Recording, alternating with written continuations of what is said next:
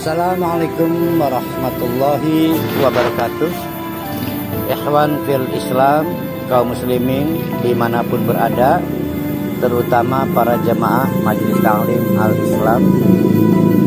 Ini adalah gedung Majelis Taklim Al-Islam.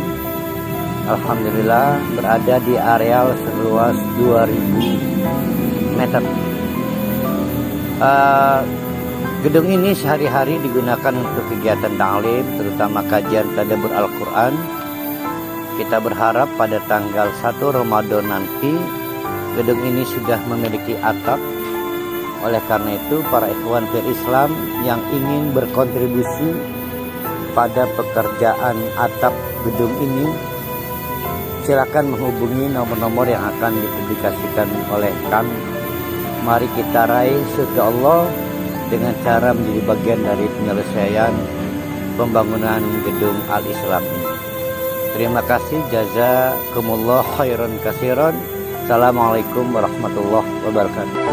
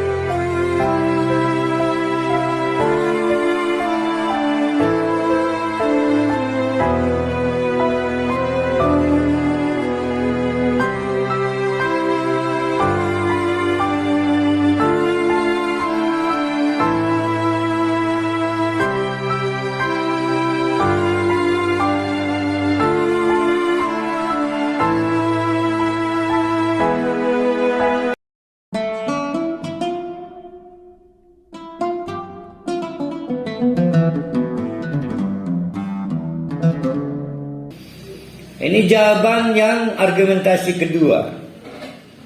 Masih ingat ada berapa argumentasi para wali? 4 ya. Wa ya qaumi, hai kaumku, la as'alukum alaihi malan. Udah sih nggak usah ngomong-ngomong soal siapa kaya siapa miskin. Kamu anggap yang menjadi pengikutku itu adalah dari kalangan ekonomi lemah. Bahkan kamu menduga saya juga punya motif mencari kekayaan karena kamu mengira saya ini orang miskin. Kata Nabi Nuh, jangan mempersoalkan soal harta. In ajriya illa 'ala Allah, karena tugas saya ini pun tidak dalam rangka pamrih untuk mencari upah. Paham gak nih? Oke, kita buat lebih objektif. Ada orang saking kepepetnya, maaf ini, setelah sebenarnya megawir ada terikat aku kan. Itu tuh. Jadi boro-boro saya pengen bisnis sebagaimana tuduhan musuh-musuh Nabi Nuh. Buang saya dakwah aja nggak minta upah kok. Jadi dinalar aja, kecuali sayanya narip. Maka, berarti ada motif nih. Bukan motif menjual agama, bukan. Ini konstruksi berpikir. Kalian bombastis amat sih nuduh saya pengen merebut bisnis dengan cara nggak bawa modal tapi bawa agama. Bagaimana ceritanya wong saya ngajar-ngajar juga minta upah, berarti saya lagi nggak punya niat jadi orang kaya semua. Itu maksudnya. Saya sering dengar tuh jadi ustadz jangan nyari uang. Lah nggak nyari uang nggak makan. Bukan kesana arahnya. Jadi menjawab tuduhan terlalu bombastis. Nah baru bisa dituduh tuh kalau misalnya Nabi Nuh pakai tarif. Kata manajernya, kalau 200-an orang 5 juta per haur, per jam. Kalau 1000 orang ya diskon lah, cukup 100 juta. Mestinya 200, mestinya 100 juta. Nah itu baru tuh punya motif tuh. Baru boleh dituduh, sebetulnya batu lompatan dakwah itu. Dia pengen mengumpulkan modal lalu bikin usaha MLM, syariah, hotel, segala misalnya. Misal ini in ajriya, karena soal bagaimana cara saya mendapatkan upah itu illa Allah, urusan Allah. Urusan Allah, bukan urusan kamu. Wa ma ana bitaridil ladina amanu. Nah, soal usulan mereka, jadi rupanya seiring waktu ada yang menceritakan tahun ke-400. Ini orang-orang kaya, karena Nabi ini penyabar ya, ditolak tapi tetap aja pidato aja. Dia dari pintu ke pintu, dari office ke office, lur wisilur, bersyadat terus aja. Lama-lama kepikiran juga. Akhirnya, Kang, sebenarnya kita mulai tertarik ajaran kamu itu. Cuma masih sih kita kumpulkan bomo miskin sih. Cuma sih ganti jamaah. Maka dijawab berkaitan dengan masalah kapitalisme ya. Dijawab, wa ma ana bil qaridil ladina amanu. Lamual bakal jasa saya harus mem-PHK orang-orang yang sudah terbukti bersahadat. Ganti jamaah yang gak mungkin banget. Kenapa gak mungkin? Innahum mulaku rabbihim walakinni arakum qauman tajhalun. Karena bagaimanapun yang 200 orang itu adalah orang-orang yang sedang meniti jalan bertemu Allah. Tiba-tiba di tengah jalan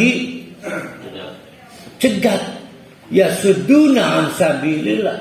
Waktu mandi kaya Nabi lu kena azab ke. Sampai sekarang tetap berlaku. Siapapun yang menghalang-halangi jalan fisabilillah, hukumnya nggak berubah. Pasti akan diazab Allah.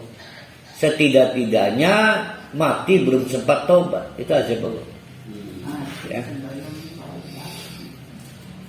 Walakinni arakum qauman tajhalun. Bahkan saya pikir kamu yang bodoh. Kenapa disebut bodoh? Waktu nantang Allah itu kebodohan besar. Bodoh benar. Jadi terlalu bodoh untuk orang kaya seperti kamu. Terlalu bodoh. Malu saya kalau ada menteri asal ngomong, wah kalau Islam besar bahaya ini, radikalisme. Malu. Seorang pejabat tinggi ini sama dengan ini, malu. Bodohnya banget itu. Coba kamu pikirkan, wa ya qaumi, hai kaumku. Andai gara-gara saya ya suduna an sabili 200 orang saya putus harapannya dengan Allah. Lalu saya kena azab, man yang suruni. Siapa yang bisa nolong saya? Nggak ada. Kamu dengan kekuasaan kekayaan kamu nggak bisa. Saya takut lah, saya takut, nggak sanggup saya. Mendingan saya nggak butuh jemaah dari kalian, nggak sanggup saya. Ini artinya apa nih? Artinya Nabi Nuh sendiri tidak sangat gelap mata mencintai jamaahnya. Nah, menarik nih. Mari kita selami kejiwaan Nabi Nuh. Kadang-kadang seorang ustadz itu sedih. Sudah 15 tahun ngajar ngaji, jemaah 20. Namanya nggak berubah, udah mati-mati menerang kulit. 15 tahun. Sehingga lamun anak cara atau gawe nyembelih wedus, nyeramin ngomong hadir kalingan 15 uang pun. Wih, hadir dalam mimpinya, dalam pikirannya, dalam doanya. Mahabah bener. senasib sepenanggungan. Nabi itu mah enggak. Nabi itu enggak sangat mendewa-dewakan engkau adalah pahlawanku 200 orang, enggak. Beda kan? Artinya dia betul-betul isi going. 200 ya 200, bukan 1000, dan 1000 bukan 200. Kadang-kadang sebagai ustadz ada begitunya, ada perasaan terima kasih telah setia menjadi jemaah saya. Wah, itu udah bahaya ustadz itu. Harus belajar dari Nabi Nuh. Ini menarik Nabi Nuh ini. Kita bisa baca di literasi lebih besar bagaimana Nabi Nuh itu tidak memiliki ketergantungan pada jamaah. Tapi dia takut kalau Allah bertindak. Karena dia kemudian tidak memperdulikan jamaah, malah lagi semangat pengen hijrah dia, nggak diurusin. Kalau ada hajat gimana? Jadi Nabi Nuh itu sebagaimana kita diinginkan oleh Nabi Muhammad. Mangkana yu'minu billahi wal yawmil akhir misal fal yukrim daifa. Kalau kita pikir-pikir, tamu itu kan macam-macam. Pasti saya akan siap-siap ngepel, kaca dilap, kelambi dilicin. Pak Jasura mau datang, karena Pak Jasura. Alhamdulillah gak lama pergi. Kata istri, bentar lagi Mang Jamal. Raden Jamal. Tetap saya nggak pakai pakaian. Jamal doang kasih. Karena saya melihat orang. Padahal kata Nabi, kita itu kalau nggak takut karena akhirat, pasti malas menerima tamu. Tapi karena beriman kepada akhirat, maka fal yukrim daifa. Jadi sama-sama menghormati tamu, beda isi. Orang kafir juga menghormati tamu, tapi mereka menurut tamu karena respek pada orang itu. Kita mah takut ke Allah. Nabi Nuh ini takut ke Allah, bukan pasang badan untuk jamaahnya. Saya kadang-kadang begitu, bapak-bapak, ibu-ibu. Oh, itu jemaah saya pasang badan untuk jemaah saya. Emang siapa dia? Jadi namanya gelap mata. Hebat Nabi Nuh ini, makanya diajarkan untuk mensugesti Nabi Muhammad. Wa ya qaumi man yansuruni minallah. Kalau saya dihukum Allah gara-gara menghalang-halangi 200 orang yang mau bertemu Allah, lalu saya diazab, siapa yang bisa menolong saya? Enggak ada. Man yansuruni minallah in taraktuhum, kalau saya usir mereka. Afala tadzakarun, emang kamu pikir gimana sih? Saya itu nggak punya beban ngebelain jamaah, enggak. Saya mau lebih fokus pada Allah. Saya juga tetap bertahan 950 tahun berdakwah. Pikir-pikir mau udah jenuh saya. Iya, saya mah takut pada Allah. Jenuh 950 tahun itu.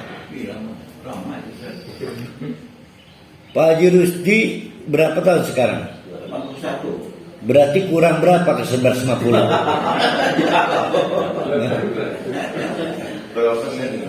Saya mah bukan gak percaya akan hidup memanjang itu. Capek, jenuh. Karena kan gak mungkin memudah Rusdinya. Gak mungkin memudah, malah menua. Sementara perempuan yang muda-muda tampil terus. Waduh, kesedihan doang. Matanya nggak mengenal, mau nengok aja jadi cantik. Wah, itu namanya fitrah. Oh, nggak salah saja. Nggak salah. Yang salah itu adalah pura-pura nggak lihat. Salah.